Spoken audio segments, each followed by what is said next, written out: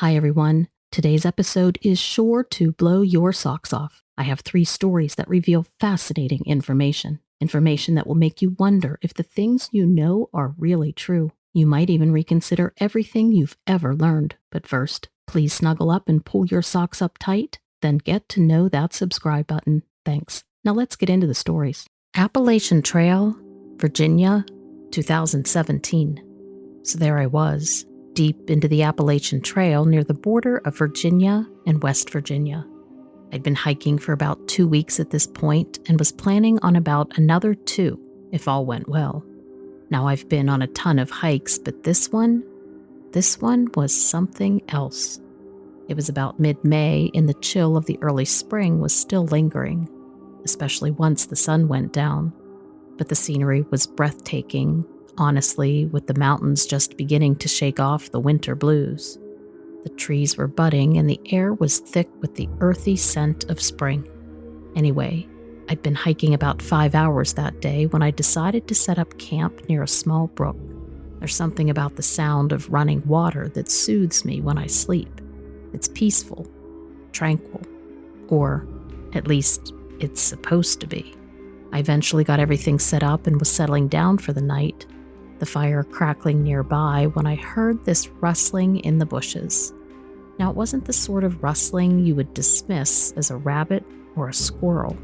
No, this was louder, heavier. It sent a shiver down my spine. I remember thinking that maybe somebody else was out there, or maybe even a deer was moving along in its own trail. Sometimes animals can sound larger than they are. I tried not to think about it, but the noise continued, and it continued in the exact same spot, just off the campsite. It wasn't getting fainter or moving along, so I grabbed my flashlight and I headed towards the noise. As I was getting closer, the rustling stopped, but I could feel something. It's hard to explain, but it was like I could feel eyes on me. This feeling of being watched was overwhelming, like I was on display. I shone my flashlight around, but there was nothing to see. Just trees and bushes in the blackness beyond my light. It was then, though, that I heard it. I might even go so far as to say I felt it versus heard it. A low growl. It was deep and guttural. I could feel it vibrate through the ground, shaking me to my core. In the pitch black, I felt a sense of dread, like I was definitely in danger. My heart was racing, and I was finding it hard to even breathe. My mind was yelling, "Get out of there." But my body, it wouldn't listen. But then something happened. This figure slowly emerged from the shadows. It wasn't just any figure. No, it was enormous, standing on 2 legs, silhouetted against the sparse moonlight. I felt my heart leap to my throat. I mean, we've all heard the stories, right? About Sasquatch or Bigfoot or whatever you want to call it. But to actually see one? Now you have to remember that the light wasn't the best. There was no real moon that night. But when my flashlight hit the thing, good Lord, I could see that it was gigantic. I mean, it was tall, like really tall. I'd say easily 8 or even 9 feet. It towered above me, giving off this sense of pure, raw power that completely overwhelmed me. And it was broad, too. Very broad. Like its shoulders seemed as wide as a small car. No exaggeration. Its arms hung down almost to its knees, rippling with muscle under the hair that was matted and black, sort of blending with the shadows around. Its face, now that's something I will never forget. It was more human-like than ape-like, but still not quite human. Its eyes were large and expressive, shining in the light with an intelligence that startled me. The nose was flat, more like ours than a bear's or a wolf's. And its mouth, when it roared, I could see its teeth and even its breath as it exited its mouth in a slow stream of steam. Teeth were large, and they looked sharp, very sharp. It was a terrifying sight, the kind of thing you would expect to see in a nightmare. not on a peaceful hike in the Appalachian woods. Like I said before, the sound it made was a deep, rumbling growl that seemed to shake the very ground beneath me. There was like a rawness to it, primal sort of power that you can't really put into words. And then suddenly it let out another roar, and it echoed through the forest, making the hairs on the back of my neck stand up. And then it disappeared from the light of my flashlight. I swung the light slowly back and forth, trying to pinpoint the thing's current location, but I couldn't see anything at all. Just like that, I was alone again, standing there in the pitch black, heart pounding. That's when I realized that sweat was pouring down from my face and my chest. I hadn't even been aware of what was happening to my body until just then. As I'm sure you can imagine, I didn't sleep a wink that night. Every noise, every shadow had me on edge. I couldn't wait for day to break. So just as soon as the sun started peeking over the mountains, I packed up my stuff and I headed onwards. There was no real place to go but continue at this point. But I will tell you that I cut the hike short. I didn't make those full final 2 weeks. I just couldn't get over what had happened.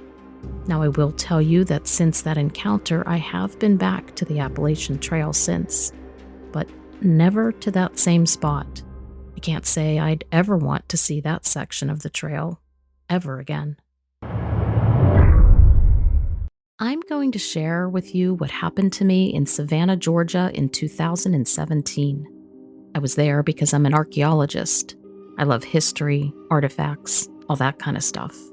Now, Savannah is a funny place. It's old, it's beautiful, but it has a spooky side to it, especially if you know where to look.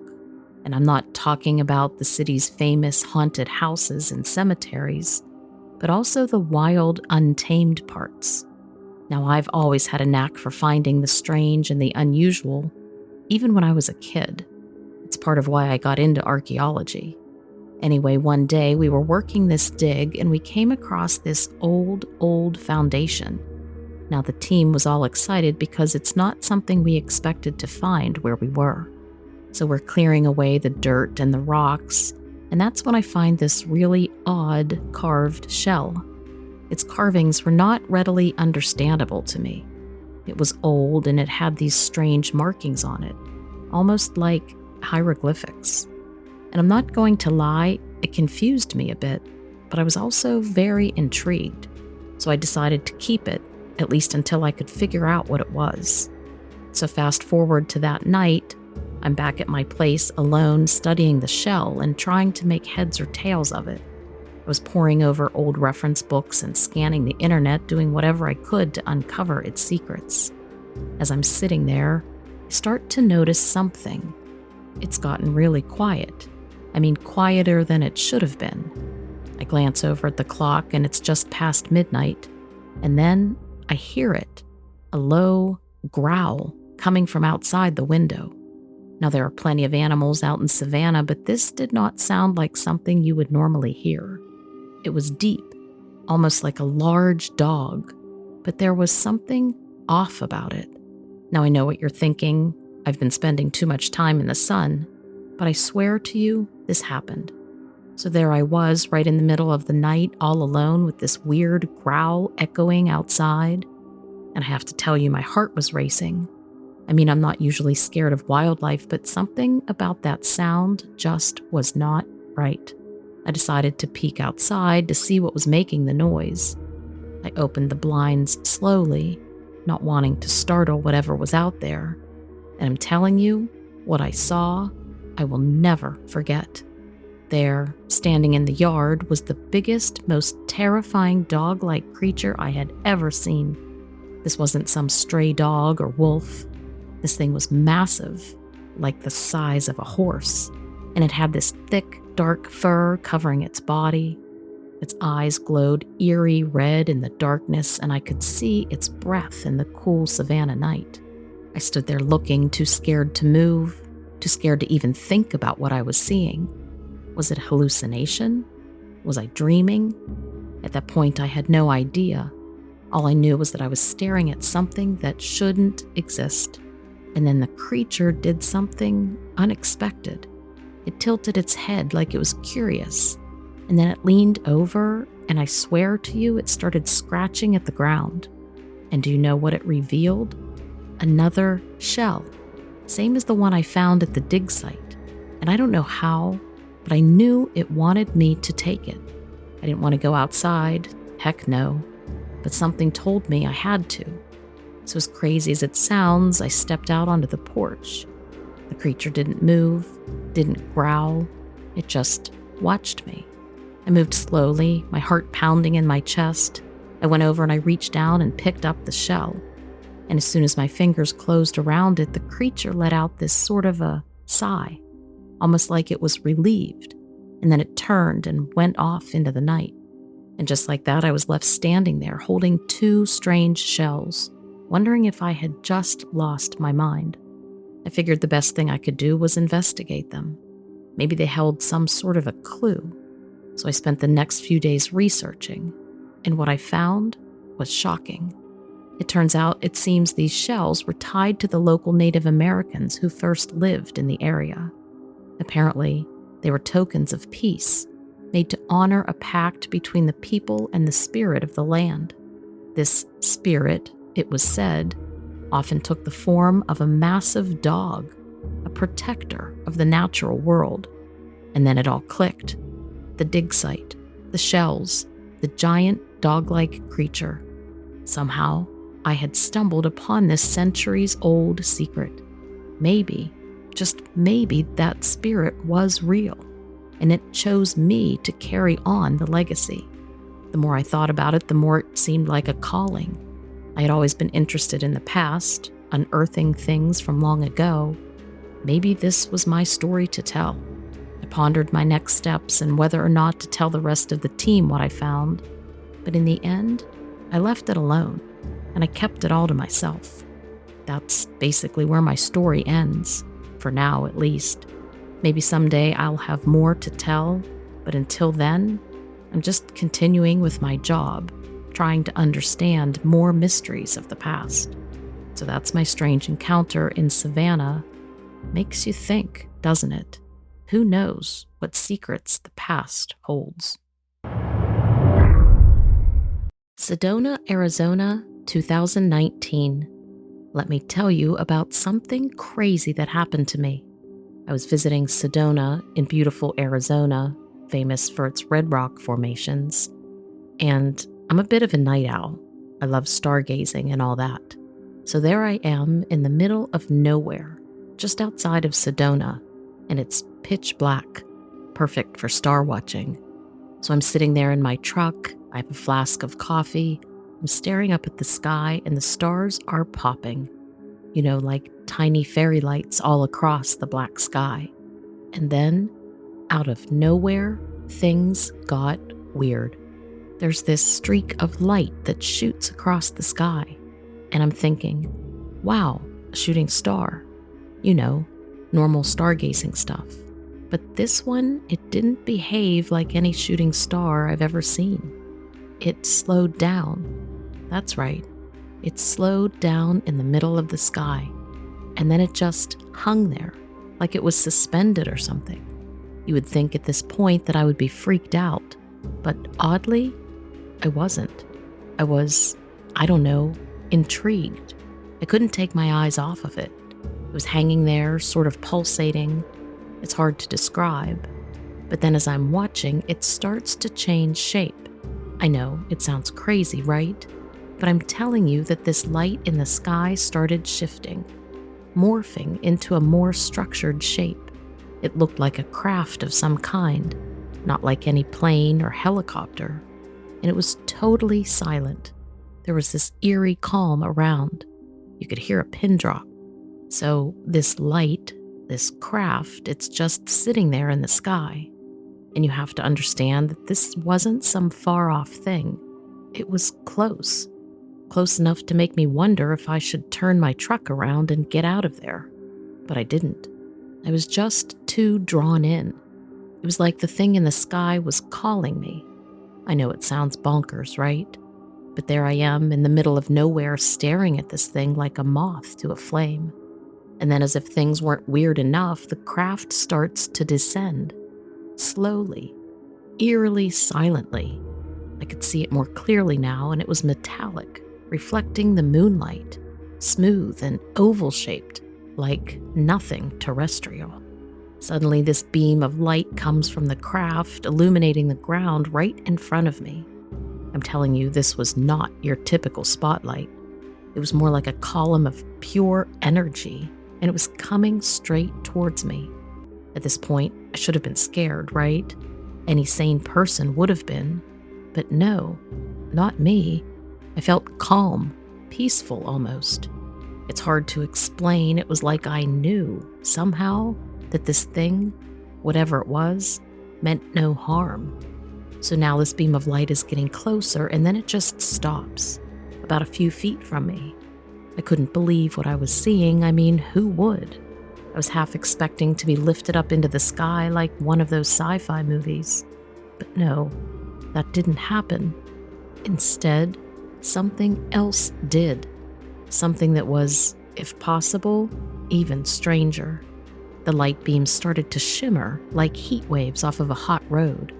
And then it started to take form, a form that looked human-like. I know that sounds insane, but that's what happened. The beam of light turned into a humanoid form. There it was, right in front of me, a being made of light. It was so bright I had to squint, but the most amazing thing was that it didn't hurt my eyes. It was a soft, soothing light. There was something peaceful and serene about it. Now at this point, you'd think I'd be freaking out, but no, not even close. I was fascinated. It was like I was witnessing something incredible, beyond my understanding. And so now there's this light being standing in front of me, and I'm just staring with my mouth probably hanging open. But the being, it doesn't do anything aggressive. It just stands there, like it's observing me, just as much as I am it. And then it does something. Something that to this day I can't quite wrap my head around. It lifts a hand, or what seems to be a hand, and points at me. Not in a threatening way, mind you, more like acknowledgement. And the next thing that happened, well, this is the part where people usually think I've gone off the deep end. But I swear to you, it's the truth. The being, it started to communicate with me.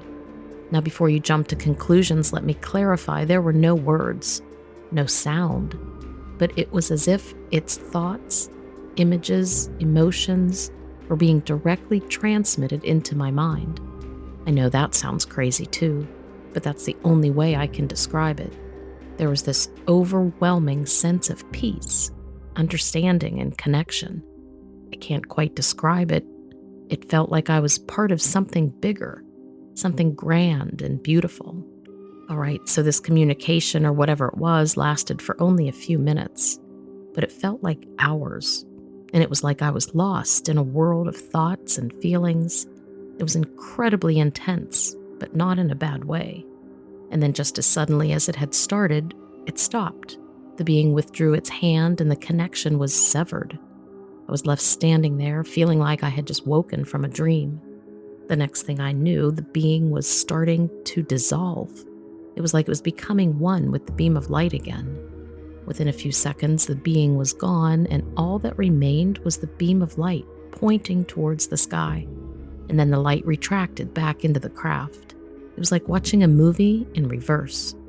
The craft, now devoid of the beam of light, hung there in the sky for a few more moments, and then just shot off, disappeared into the night sky without a sound. And just like that, it was over. I was left standing there in the middle of nowhere with nothing but the stars. I got back into my truck, heart still pounding, mind racing with a million questions. I've never told many people this story, because it sounds so unbelievable. But every time I look up at the stars, I can't help but remember that night, that encounter. I don't know what it was, why it happened, or if it will ever happen again. But I do know this, it changed me. It changed the way I see the world, the universe, and most of all, It changed the way I see myself.